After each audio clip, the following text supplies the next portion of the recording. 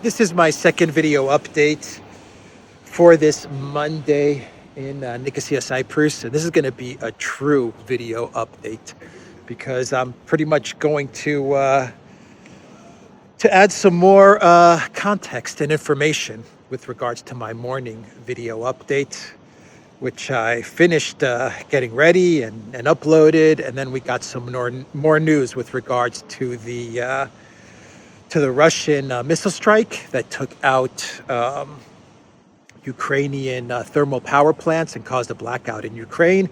And then we have an update with regards to the story I talked about in the morning with Turkey and Greece. So let's do the Turkey and Greece one first, and let's get it out of the way. So Mitsotakis, the Prime Minister of Greece, he came out with some statements just now, and he said that he is willing to meet with Erdogan. He hinted at a meeting with Erdogan in Prague on the sidelines of some EU conference that looks like they both will be attending, and he said he would be more than happy to meet with Erdogan and to lower the temperature. But Mitsotakis also said that Greece is ready for conflict with Turkey, but he doesn't think that there's going to be any type of hot war between Turkey and Greece, because he said at the end of the day, we're looking at two NATO nations.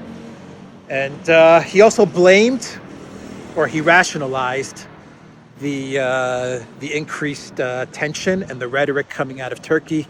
He said it's mostly due to the fact that Erdogan is in an election cycle, and that is how he rationalized the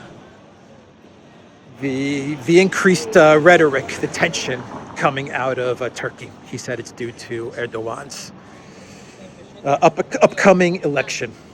So that is the latest update with regards to Greece and Turkey, and an update with regards to the blackouts in Ukraine and the Russian retaliation.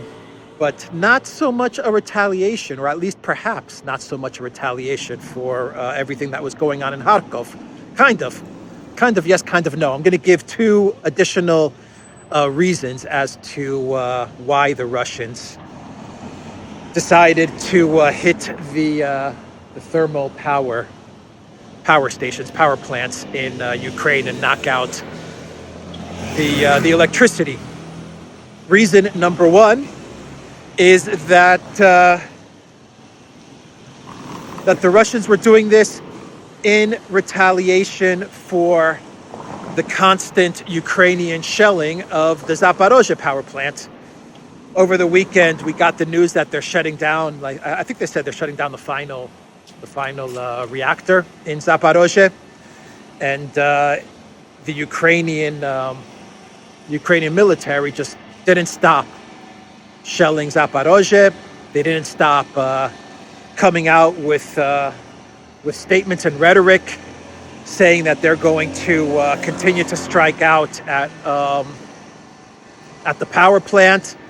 And they even took it further by coming out with statements saying that they're going to knock out the electricity and the power in Russian territory as well.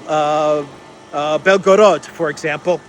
Anyway, there's a bunch of statements made by Zelensky himself, by other Ukrainian officials, saying that Ukraine is now going to be targeting the Russian power grid, Russian Federation. I mean, like, Russian territory, Crimea and Belgorod and any other regions that they could get that they could hit at.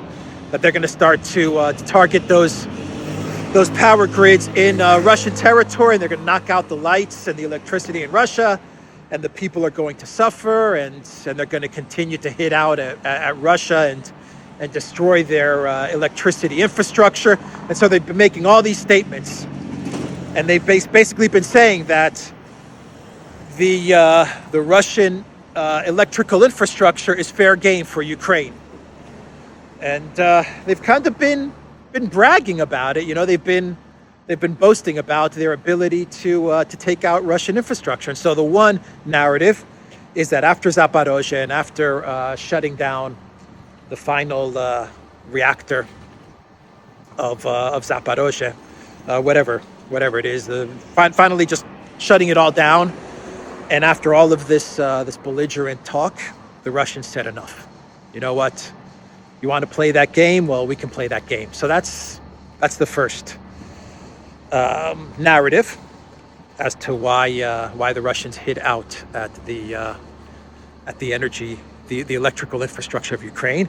The second narrative is actually an interesting one, and it came from the Military Summary channel, where basically the thinking or the context goes like this: after Kharkov, this strike force, this group of NATO/Ukrainian mercenary soldiers that they've put together in Kharkov, they were preparing to take them and move them down south to Kherson, so they could launch this initiative in towards Mariupol and Ugledar. And so how are they going to transport these troops from the north of Kharkov down to the south? The troops, the personnel, the equipment, everything, well, they transport it by railway, by electric rail. And so the Russians, they took it out. They took out the electricity. And then when the trains stopped running, what did the Russians do? They decided to hit out at the stopped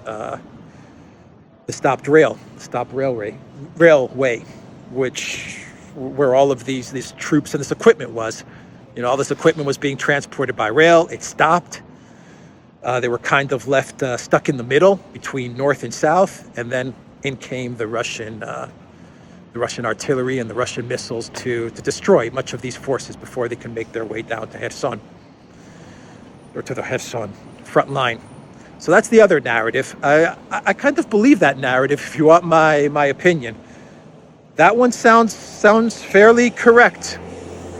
That one makes sense. And so that is the other narrative. That's the update. I wanted to just give this update because it's news that is directly related to the two stories that I discussed in my morning video. I will leave it there, everybody. theduran.locals.com. Take care.